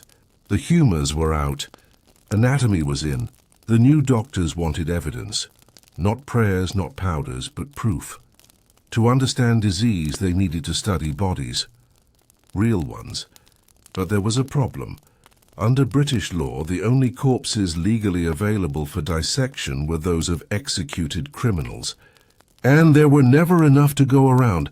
Medical schools multiplied. Students flocked to London, Edinburgh, Dublin. Everyone wanted to learn how the body worked. But no one wanted to donate theirs for the cause. So, when supply runs short and curiosity runs high, a certain kind of entrepreneur inevitably appears. They called themselves resurrectionists, and their business model was simple. Find a fresh grave, dig it up before sunrise and deliver the body, whole, uncut, preferably still warm, to a nearby anatomy theatre, payment upon delivery, no questions asked, the midnight trade. The trade in human corpses became an open secret. Graveyards in cities like Edinburgh turned into battlegrounds between mourners and thieves. Families built iron cages, garde-mort safes, over graves to keep loved ones from being stolen. Some hired guards, others sat up all night by candlelight, shotguns across their knees, listening for the scrape of shovels in the dark. And yet, the resurrectionists always found a way. They worked in pairs or trios. One dug, one lifted, one stood lookout. They didn't bother with coffins, and too heavy, too noisy. They'd break the lid, hook a rope under the corpse's shoulders, and haul it out like a sack of grain. If they were quick, the whole job took 15 minutes. By dawn, the body would be lying on a slab in a medical college, ready for dissection. A healthy young adult fetched the best price. Children, tragically, were worth less, unless the anatomy class needed one for scale. It was grisly work, but profitable. And as medicine advanced, so did demand. The doctors who looked away. The great irony of this era is that the very doctors who built the foundations of modern anatomy often relied, directly or indirectly, on stolen corpses. They didn't ask where the bodies came from. They didn't want to know. They paid in cash, thanked the suppliers, and told their students to focus on the miracle of learning, not the ethics of supply chains. In private, though they knew, letters survive in archives, where famous surgeons complain about the scarcity of subjects and the high cost of nocturnal procurement. That's polite 18th century language for we're paying. Too much for grave-robbed bodies. From theft to murder, inevitably, theft wasn't enough. In the 1820s, two Irishmen living in Edinburgh, William Burke and William Hare, realized that digging up bodies was hard work. Why wait for people to die naturally when you could? Accelerate the process. Between 1827 and 1828, they murdered at least 16 people, lodgers, beggars, and drunks, selling each corpse to Dr. Robert Knox's anatomy school. Burke would hold his victims down while Hare smothered them, a technique later known as burking. They were eventually caught, of course. Hare turned king's evidence. Burke was hanged, and in a twist of cosmic irony, dissected publicly. His skeleton still hangs in Edinburgh's Anatomical Museum. The scandal shocked Britain. For the first time, the public saw what happened when science ignored morality, and Parliament had to act. The Anatomy Act of 1832 in the aftermath of Burke and Hare.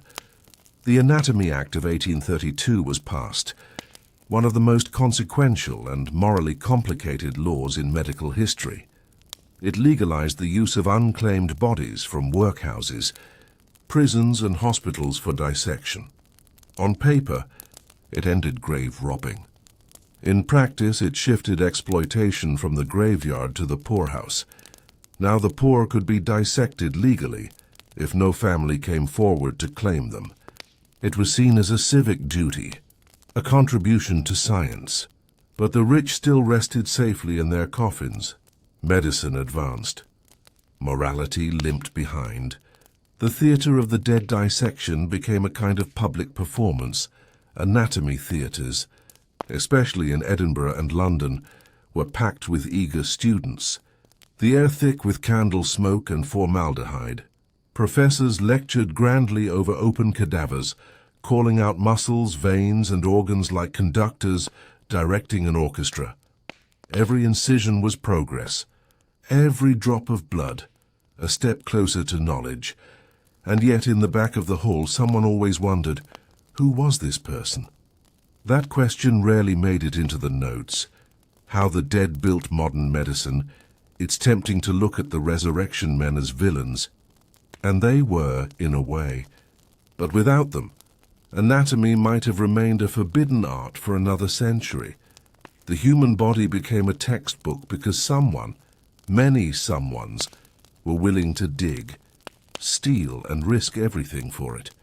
Their crimes built the foundation of modern surgery, pathology and medical education, and their victims, the poor, the nameless, the unclaimed, gave more to science than most doctors ever could. It's an uncomfortable truth, one medicine still struggles with today, that knowledge often grows in soil watered by exploitation. The shift from flesh to data by the late 19th century, dissection was routine, regulated, and clinical. Grave robbing became a relic of the past, replaced by formal donation systems. But the hunger to resurrect never really died. It simply changed shape. Today we resurrect bodies digitally, through MRI scans, 3D modeling, and virtual autopsies. We map the human genome, simulate organs, even grow miniature hearts in petri dishes. It's resurrection through data. The dead are still teaching us, only now they do it through algorithms instead of scalpels.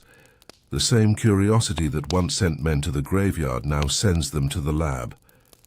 Different tools, same hunger. The silent debt walk into any medical school today, and you'll find a plaque, a line in a handbook, a quiet reminder, we thank the donors who made this possible. It's a small acknowledgement, but it carries centuries of ghosts behind it. The unclaimed, the dissected. The stolen modern medicine likes to say it's built on science, but in truth it's built on memory. Every clean, sterile dissection table is haunted by a field somewhere long ago, where a shovel scraped against wood and someone whispered, "Hurry," before the dawn. Epilogue. The debt we still owe the resurrection men are gone, but the moral question they raised remains. How far should we go in the name of progress? Who decides the acceptable cost of discovery? History suggests the answer is always the same. We push forward, and only later look back in horror, but maybe that's not the worst thing. Maybe it's how we grow, stumbling, learning, atoning. After all, even Burke's skeleton still serves a purpose. It stands in a museum not as a trophy, but as a warning. A reminder that curiosity without conscience is just another kind of hunger. And so we close this chapter, not with condemnation, but with quiet gratitude. To the thieves, the teachers, and the silent dead who built the world we now call modern. Without them, we might still be fumbling in the dark. Sleep well, dear listener, for in the quiet of night, when science sleeps and history whispers, even the dead are still teaching.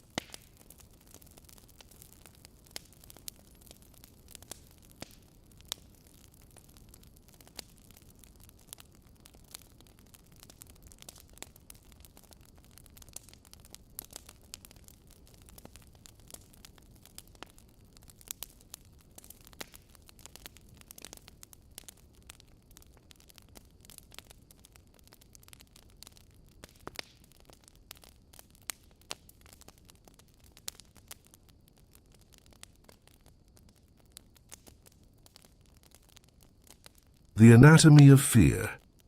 When the dead finally fought back, by the time the 19th century dawned, the corpse trade had become a silent economy. Medical schools in London, Edinburgh, and Paris thrived on it. Students sliced open the bodies of strangers under candlelight. Professors lectured beside dissected limbs, and the public, well, the public pretended not to notice, but the dead notice everything. And soon, society began to realize something chilling. The line between science and sacrilege was wearing dangerously thin. The night watch of the dead imagine being buried in 1820s Britain. You'd likely be wrapped in a shroud, lowered into the earth with a simple wooden coffin. But before the final spade of dirt hit the lid, your family might install an iron cage over your grave. They called them mortsafes, literal metal prisons for the dead. Not to keep them in, but to keep others out. Resurrection men, grave robbers turned professional suppliers, had made such devices necessary. They prowled cemeteries at night with shovels and carts, digging up the newly deceased before the body had time to rot. The fresher, the better. They didn't want jewelry or valuables. They wanted flesh. Doctors paid handsomely and students needed practice. Everyone knew it was happening. Nobody wanted to talk about it, so the dead began to sleep behind bars. The business of bodies, it wasn't just a black market. It was practically a supply chain. Resurrection men worked in teams. One would dig, one would watch for constables, another would cut the body free and bundle it in a sack. By morning, the corpse would be delivered to a medical college, discreetly for cash. Even the language they used was sanitized. They didn't steal corpses, for they resurrected them. London's anatomy schools in particular devoured bodies. Each term, hundreds of new medical students arrived, scalpels ready.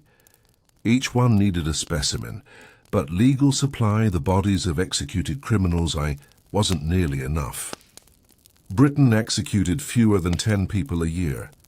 Medical schools needed thousands. You can do the math, the murderers of surgeons. Square, and that shortage led to one of the most infamous episodes in medical history, the Burke and Hare murders. In 1828 in Edinburgh, 2 Irish labourers discovered an easier method than digging up graves. They simply created new corpses. Burke and Hare smothered at least 16 people, selling their bodies to the renowned anatomist Dr. Robert Knox for dissection. Knox conveniently never asked questions. He paid in cash, no receipts, no records. Their victims were mostly poor lodgers, people no one would miss. The press called it the Westport murders, but the medical community called it an embarrassment they could no longer ignore. Burke was caught and hanged. In a final twist of irony, his body was dissected publicly, and his skeleton still hangs in the University of Edinburgh to this day. The lesson? If you make a business out of bodies, one day you might become stock yourself. The Anatomy Act public outrage boiled over after the Burke and Hare scandal. Citizens armed themselves at funerals. Night watches patrolled graveyards and mobs stormed anatomy schools. The line between healer and criminal had never looked so thin. In 1832, Britain passed the Anatomy Act, a grim but practical solution. It allowed medical schools to legally claim unclaimed bodies, mainly paupers, prisoners, and orphans, for dissection. The body trade went legit, but it also revealed something cruel beneath the progress. Even in death, class decided your worth. The rich rested in peace. The poor became educational material.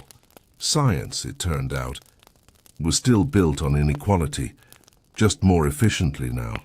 A shift in the shadows after the act. Grave robbing faded, but fear lingered. For decades, people still whispered about body snatchers. Cemeteries kept guards on watch, and newspapers printed stories of the stolen dead. Some of these tales were pure hysteria. Others were disturbingly true. But underneath that fear was something more profound. Society was finally realizing that the human body, once sacred and inviolable, had become a commodity. It could be traded, studied, dissected, patented. That realization didn't fade. It just changed shape.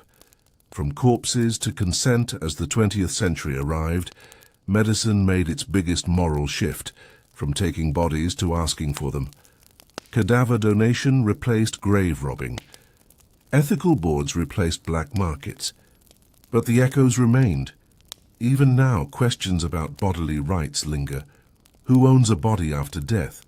Can it be studied, cloned, digitized? And in modern scandals, from stolen organs to unethical experiments, you can still hear the faint rattle of those old mort safes. It's as if the dead are still guarding themselves. Centuries later, the modern heirs of resurrection, in a way, the resurrection men never died out. They just changed professions. Today we call them medical researchers. They, too, work at night under bright lights, cutting open what was once whole, searching for secrets in muscle and bone. They no longer steal from graves. They sign consent forms.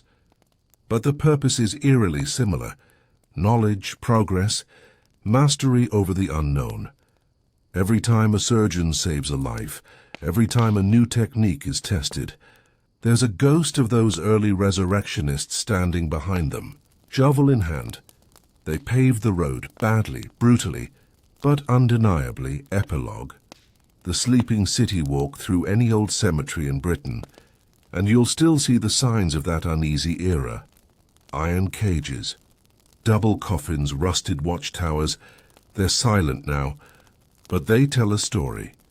A time when the living stole from the dead to heal themselves, and perhaps, in some cosmic symmetry, the dead forgave them, because every breakthrough that came from those stolen bodies eventually saved countless lives. It's a strange kind of redemption, one written not in stone, but in scars, scalpels, and the slow turning of understanding. So tonight, as we leave the resurrection men behind, remember this. Medicine has always been a dialogue between the living and the dead. Sometimes it's a whisper. Sometimes it's a scream. But it's always there, in every heartbeat, in every breath we borrow from those who came before. And maybe that's the truest form of resurrection after all. The silent heirs of the corpse healers. By the mid-19th century, Europe had officially moved on from powdered skulls and stolen hearts. Or so it liked to believe. Doctors wore cleaner coats, hospitals smelled slightly less of death, and the word science began to replace alchemy in polite conversation. But scratch beneath the polished veneer of progress, and you'd still find a strange truth. Medicine had never really stopped feeding on the human body. It had just found subtler ways to do it. Let's drift quietly into that transition, when humanity's fascination with using its own flesh as a cure evolved from grotesque superstition into something disturbingly sophisticated. The birth of scientific cannibalism, yes, that phrase existed, though no one dared say it aloud. In laboratories from Paris to Vienna, doctors began experimenting with extracts derived from human tissue, blood serum, bone marrow, fat, all harvested in the name of medical advancement. One such experiment came from a French physician named Charles-Edouard Brown-Séquard, who claimed in the 1880s to have discovered a rejuvenating elixir made from crushed animal testicles. Naturally, others took it further. Why stop at animals when human vitality was right there waiting to be tapped? Soon, early endocrinologists began injecting patients with blood, glandular fluids, and even cerebrospinal extracts. Believing that vitality could be transferred like perfume, they weren't eating bodies anymore. They were refining them. Blood for youth. The obsession with restorative blood became a quiet mania among the upper classes. Old men paid young donors to transfuse their blood, hoping to absorb their strength. Wealthy women had their faces massaged with blood serum in the name of beauty. It was quite literally vampirism with better lighting. And though these procedures were dressed in medical language, their roots were the same ancient belief that had driven people to eat mummy powder centuries before. The conviction that life could be stolen, borrowed or bottled from another person's body. The body becomes data by the 20th century. The hunger had evolved again. Scientists no longer needed whole bodies. They needed samples, skin cells, blood types. DNA human tissue was collected, stored and studied without much concern for consent. The infamous case of Henrietta Lacks, whose cells were taken without permission in 1951, shows how this legacy continued. Her living tissue became immortal in laboratories worldwide. From corpses to cultures, the human body remained the backbone of progress. Only now it was cleaned, catalogued, and filed under research. The same logic applied. The body as resource, the methods had changed, but the moral silence remained the same.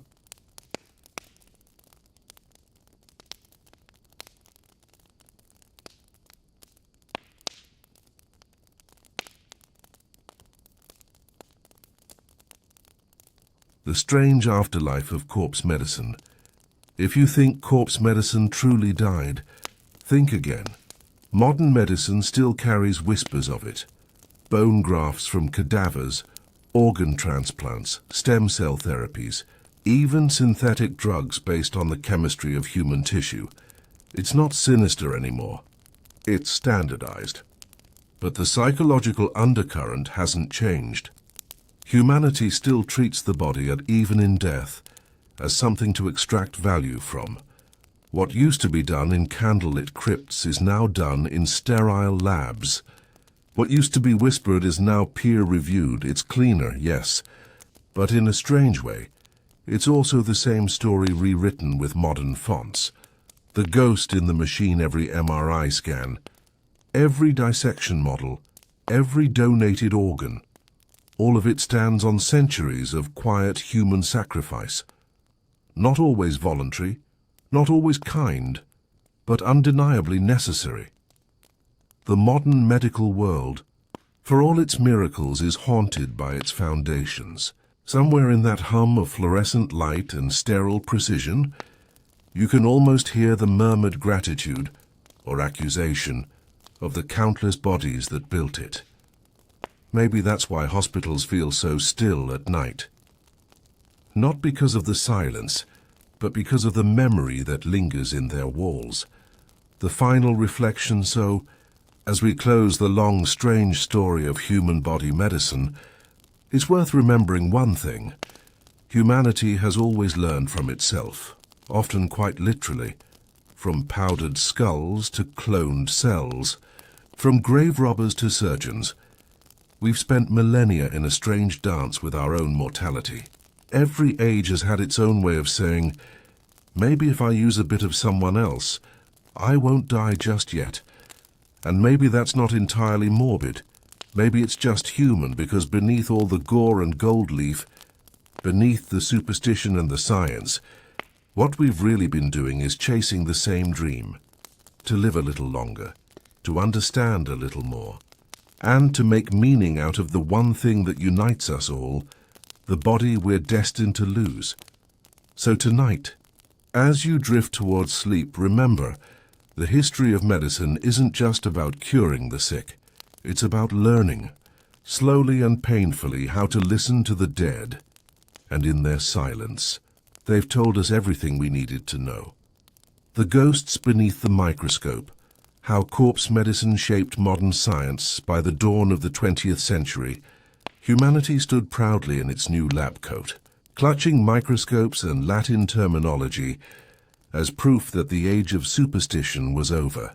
No more powdered skulls, no more candlelit dissections in crypts, no more grave robbers selling fresh material, except that wasn't entirely true, because even as medicine became modern, the same eerie relationship with the human body lingered, just hidden beneath new names and cleaner instruments. Let's drift into that uneasy new era where the ghosts of corpse medicine learn to speak the language of science. The anatomical legacy medical schools in Europe and America still relied on the same centuries-old practice, dissecting the poor. Now, though it was framed as education, the Anatomy Acts of the 19th century had legalized it, but the moral hierarchy remained the same. The bodies of the impoverished became public property. Their flesh transformed into diagrams and lessons for the next generation of physicians. Even the most prestigious institutions, Oxford, Harvard, Vienna, were built on the quiet flow of human remains.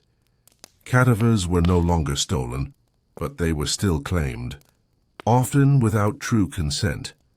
It was corpse medicine in a suit and tie. The difference was in tone, not in substance. The experimenters enter the age of experimentation. Scientists began to look beyond the anatomy table and toward the body's invisible inner worlds.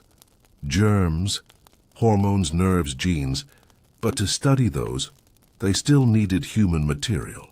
The early 1900s were full of experiments that, to modernize, look eerily like echoes of the old corpse trade.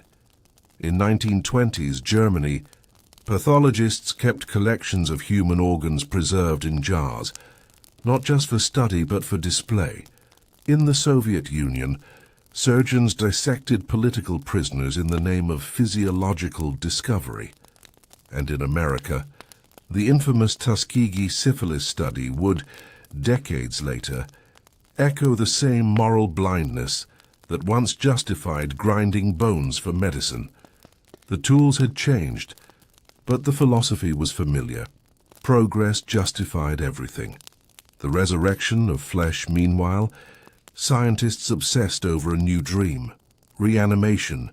Could life be restarted after death?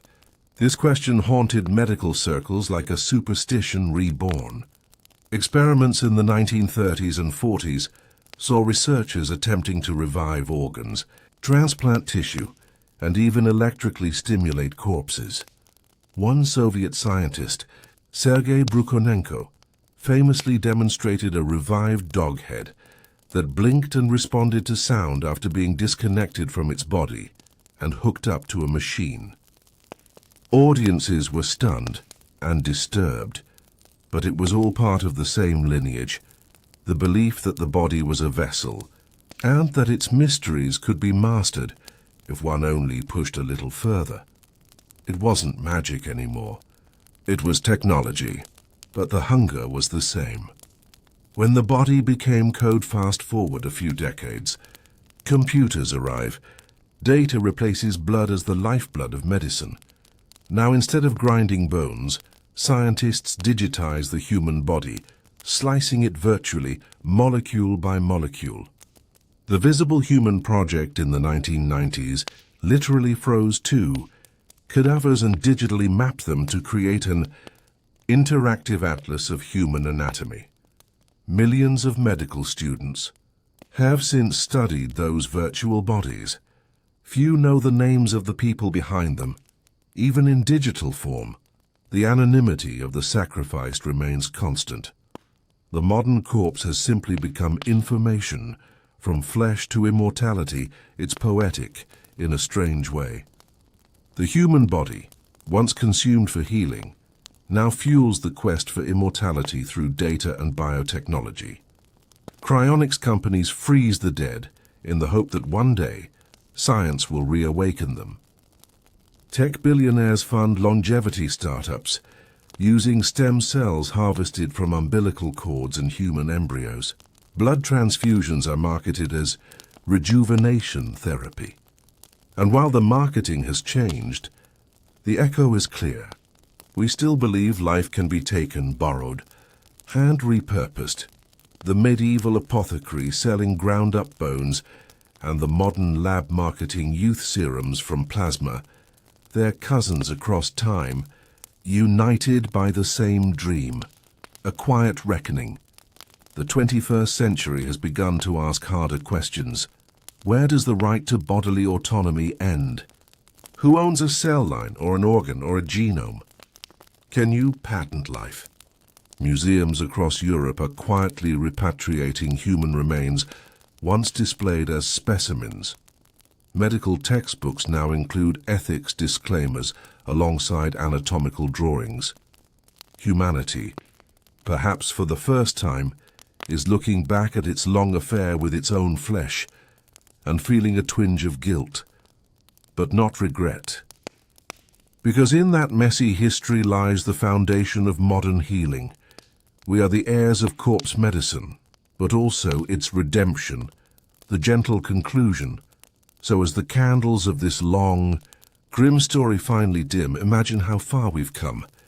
From gnawing on mummy dust to decoding the human genome from body, snatchers with shovels to surgeons wielding robotic arms, every grotesque step brought us closer to understanding what it means to live. And perhaps that's the final irony. For centuries, we consumed the dead hoping to cure ourselves, only to learn that the real cure was knowledge, the slow, patient kind that requires generations of sacrifice. Tonight the graves are quiet, the laboratories hum softly. The dead no longer need to be disturbed. They've already given us everything we asked for, and somewhere in that silence, medicine whispers its last confession. It was never about conquering death. It was about learning how to listen to it.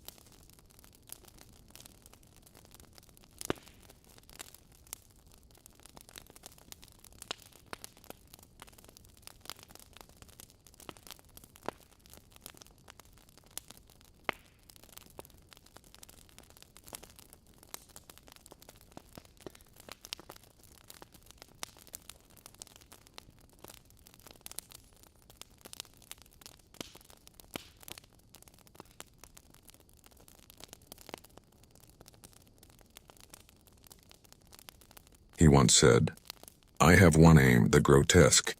If I am not grotesque, I am nothing." And in his own quietly defiant way, he proved that the grotesque could also be beautiful. But here's the thing that makes all of this oddly comforting, especially for a sleepy evening reflection.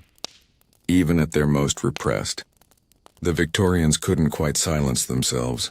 They found ways, through paint, through words, through fashion and form, to express the feelings they were forbidden to name.